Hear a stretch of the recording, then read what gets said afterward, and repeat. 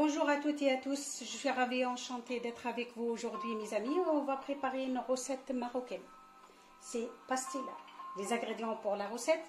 Alors, pour préparer tout d'abord pastilla, il faut feuilles de briques ou feuilles pastilla qu'on le fait à la maison, ou on peut acheter cette feuille turque aussi, on peut utiliser pour préparer notre recette.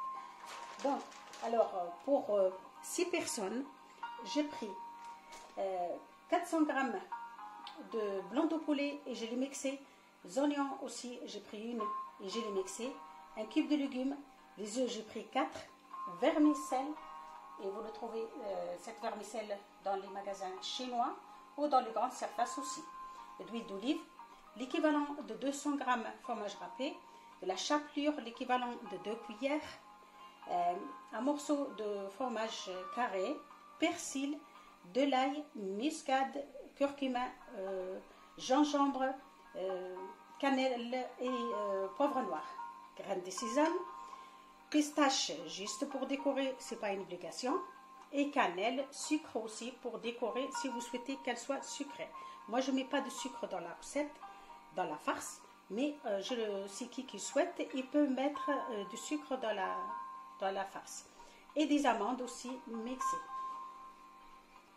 مرحبا بكم اصحابي وحبيبي. اليوم باش نحضروا باسيلا روسيت مغربيه وتشبه شويه للطاجين التونسي، طاجين الورقه المسوقه نحضروه في تونس، يشبه له بريس كيف شنو هما يحطوه، يعملوا السكر والقرفه فيه بالزيت. الروسيت نتاعتنا يلزمني ورقه الباستيلا، اذا كان نجموا نحضروها في الدار والا نحضروا ورقه المسوقه. انا خديت اليوم ما خديتش ورقه المسوقه، خديت عندي الورقه هذه من تيورك، نحضروا بها اي حاجه، نجم نحضروا بها كل شيء، وخاصه الباستيلا راهي باهي برشا الورقه هذه. انا خديتها من مغازان تيورك. نجموا تعملوا بورقه المسوقه اذا كان مش متوفره، خاطر هي الحقيقه ماهيش متوفره بارتو. ما يلزمني للروسيت نتاعي راهو كيف محسوب تشبه الطاجين والطاجين المسوقه نتاع تونس. يلزمني الدجاج مرحي، تاخذوا مرسو دجاج يكون مرحي، ترحوه ولا تقصوه مرسوات، مستحسن يكون مرحي، كعيبه بصل مرحيه. وخذيت الخضره هذه شايحه نفوح بها، اذا كان مش موجوده راه مش لازمه برشا، اما انا نحبها ياسر في الماكله نتاعي، نحضر بها ديما. وعندي فيرميسيل هذه تلقوها في المغازان الشينوا، واذا كان مش متوفره تنجموا تعملوا الفيرميسيل الدويده هذيك الموجوده خاصه في تونس، موجوده نستعملوها برشا، دويده الشعر هذيك نجموا نستعملوها، ما نكثروش باش ما تجيكمش ماسة الباستيلا بتاعتكم، وتنجموا تستغنوا عليها ونقيسوا. عندنا الفرماج رابي، عندنا شويه شابلير محضرته في الدار ماهوش مشري، وزيت زيتونه، معدنوس شايح، فلفل اكحل، ثوم، مسكاد، سكينجبير، كركم، وعندنا جرجلان باش نزينوا به هذه كل الزينه. تشوفوا هذه كل الزينه. عندنا شويه فستق مرحي ولوز كيف وقرفه وسكر. الحاجه الوحيده اللي هي بعيده معناها مش كيما الروسيت نتاعتنا هو النحو هذوما، وراهي كاين طاجين تونسي سهله برشا العمليه، طريقه سهله برشا، زايده بركه. هما يفقسوا العظمه في وسط الفقس، احنا نحطوا العظم كامل. باهي تبعوا انتوا تشوفوا الروسيت تحفونا برشا. La première chose mes amis, on va prendre l'oignon, cube de légumes et le blanc de poulet. On va le faire revenir à peu près 10 minutes. نرحي هذاك مرسول الخضره، نرحيه، نحط عليه زيت زيتونه، ما نحطش، نخلي شويه باش ندهن البلاطو نتاعي، جو مي با تو. On va le faire revenir sur le feu pendant 10 minutes à peu près. Une fois que j'ai vu que c'est cuit, je mets un œuf. On va voir la suite. Tout d'abord on commence par ça. نبداو ساعه نحضر هذوما. تشوف كيفاش نحضر، راه كاين باش تحضروا طاجين تونسي غير ما نحطوش فيه الماء وهكا هو ما طيبوش. باهي تبعوني وهكا هو. حضروا كيف العظم، خاطر مش نحطوها مع الفارس هذيك.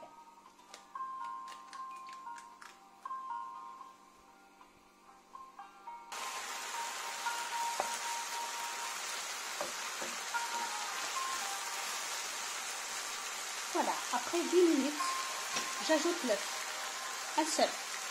عظمه برك، نحط البيضه واحده ونخلطها مع الخليط هذا. هذه كيما تشوفوا خليها من 5 دقائق حطها 5 minutes et je sens. Voilà, 5 minutes et c'est bon. Ça y est المقلة فيها حضر كل شيء. خليها كوتي ونحط هذيا باش نطيبها في الماء. On va le mettre dans l'eau 5 minutes, pas plus. 5 minutes. En attendant, je mets mes épices avec le blanc de poulet. Je mets chapelure et les épices. Persil.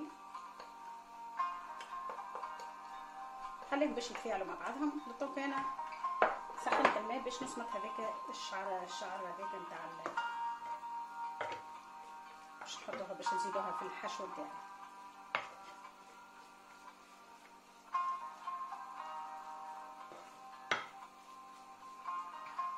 لفاح خاصة في الروسات هذوما نعملوه في الوسط، ما نفوحوش وما نقلوشو باش يبقى عامل النكهة تاعو. باهي نزيد في الفرماج هذاك نحطو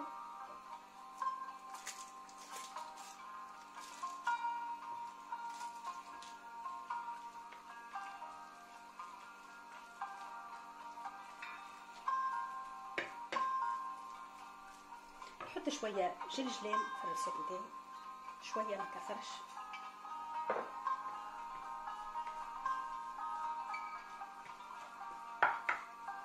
un peu des amandes aussi.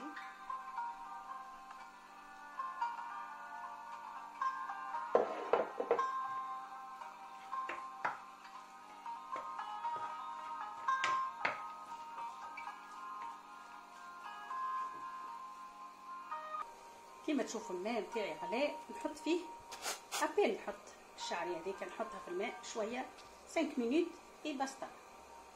5 minutes pas plus mes amis. Après 5 minutes hop نبدا نقص بالمقص باش يتقص الكل باليد. تردوا بالكم ديما المقله نتاعكم ما تستعملوش السكينه كي تبداو تخدموا بالمقله نتاعكم، خاصه كي تبدا جديده ولا راهي بالكم عليها راهي تفسد المقله. اللي كان استعملت السكينه في وسطها راهي تفسد.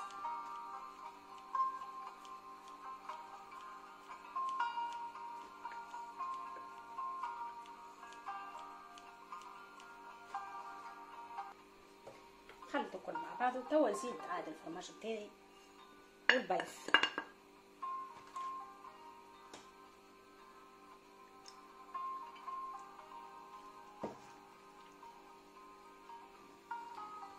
كيما ريتو انا ما حطيتش الملح خاطر الكيب دو لوغيم هذاك راهو مالح والشابيوخ كيف خاطر مخدومه في الدار مملحه.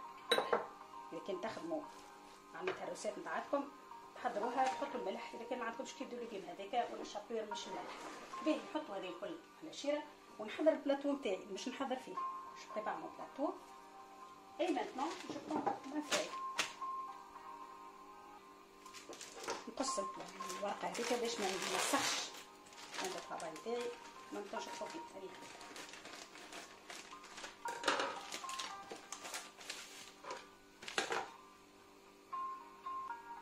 ناخذ الورقه نتاعي نحلها. ورقه هي الحقيقه ما تبقاش برشا في الفريجيدير وقت نحضروا نشروها، لازمنا في ساعه نستعملوها. نقص توا على زوز. Ça dépend du plateau que je vais faire. Voilà, je le coupe en deux parce que je vais utiliser un moule. Il est un peu rond. Ça dépend comment vous utilisez votre plateau. Là, je prends l'huile d'olive, نحط زيت، ندهن البلاطو تاعي بالكدا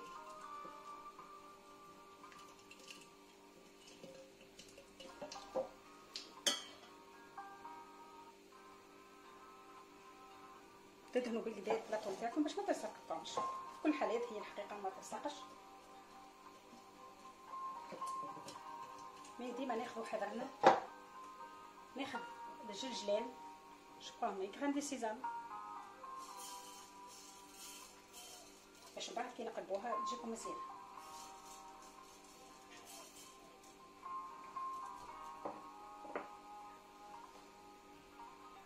ناخذ الورقه نتاعي ونبدا نحطها بالطريقه هذه. دورها مش سهل الحقيقه، صعيبه شويه الورقه هذه، يعني بيسكا هي عندي انا ما نحبش مرميها، لازمني نحضر بها حاجه. ناخذ باكيه عملت بها روسيت، والبقى لي حبيت نعمل لكم روسيت بالورقه هذه. ريتو كيفاه اي بلاطو سواء عريض ولا مدور ولا تخدموا بالطريقه هذه. تدهنوا شويه باجناب بالزيت،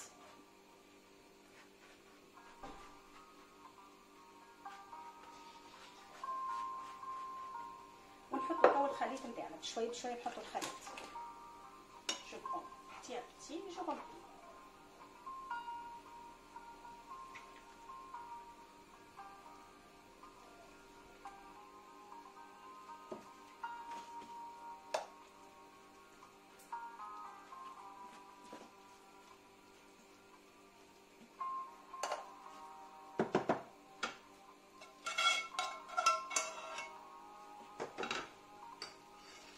يعني فوق سي رومبلي بعد ما عبيت توا نسكر بالطريقه هذه. حاول بشوي بشوي باش نسكرها وتكون مرتوبه زاد الخدمه، ما تكونش خاطر الورقه مش سهله برشا. حاول باش نسكر الجناب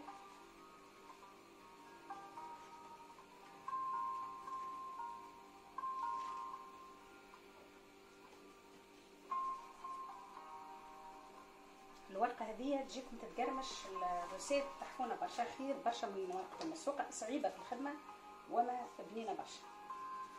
Moi je trouve cette feuille elle est la meilleure pour préparer le pastilla.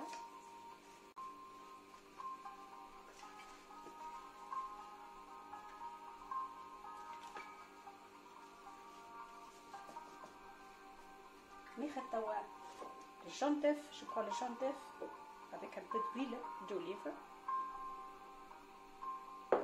Je le mélange. نخلطهم وندهن بهم الورقه نتاعي باش تشد في بعضها.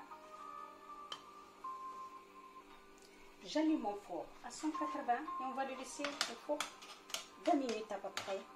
15 minutes entre les 15 minutes et le 20. نشوفوها طابت الورقه نتاعتنا صايي. كما تعرفوا ما فماش حتى شيء، كل شيء طيب كامل البيض. فوالا on va le mettre au four.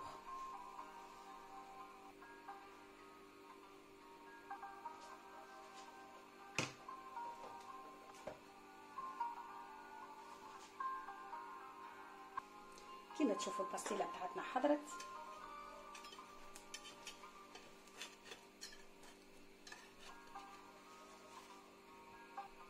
Voilà mes amis, comme vous voyez, la pastilla elle est prête, elle est magnifique. C'est une recette très facile à préparer, ça prend pas beaucoup de temps la vérité. Voilà, j'espère que vous allez l'essayer chez vous.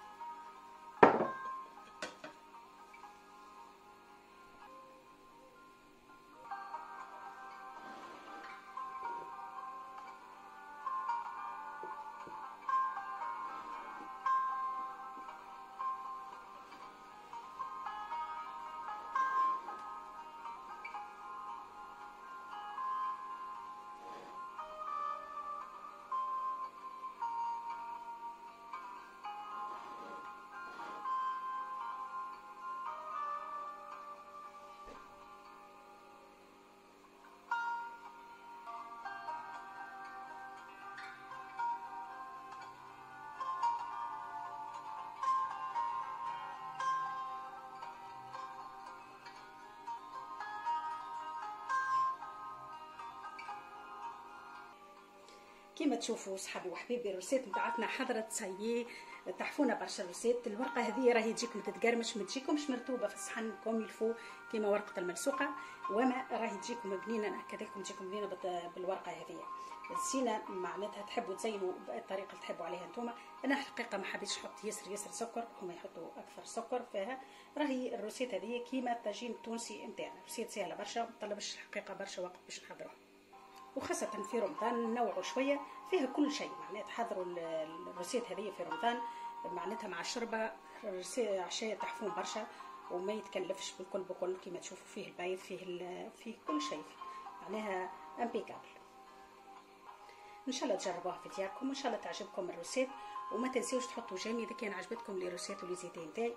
تبقاو على خير ورمضانكم مبروك، وان شاء الله كل عام وانتم حيين بخير يا ربي وبسلامه وبشهيه طيبه.